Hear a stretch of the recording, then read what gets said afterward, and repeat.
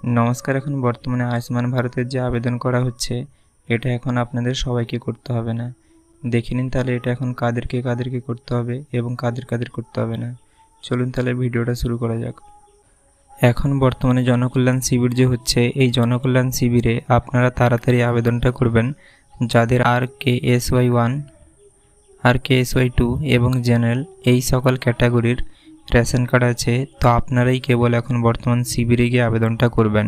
এবং আপনারা যারা অন্যান্য AAY অথবা SPHH অথবা PHH এই সকল কার্ড যাদের আছে, আপনারা যদি যান তাহলে এখন দেখতে পাবেন ওখানে আধিকারিকরা বলবে আপনাদের বাড়ি বাড়ি গিয়ে আপনাদের ফর্ম ফিল আপ করা হবে।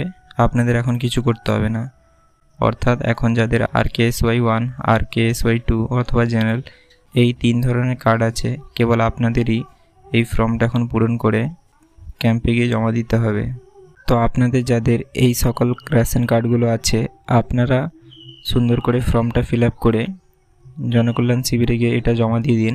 দিলেই আপনাদের কাজটা কমপ্লিট হয়ে যাবে। এবং আপনাদের যাদের অন্যান্য এই সকল কার্ডগুলো আছে, আপনারা কিছুদিন ওয়েট করুন।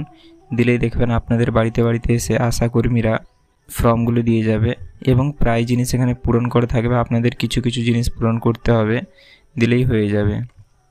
এবং এই ফর্মটা কীভাবে পূরণ করা হয় সেটাও আমি দেখিয়ে রেখেছি, আপনারা চাইলে দেখে নিতে পারেন।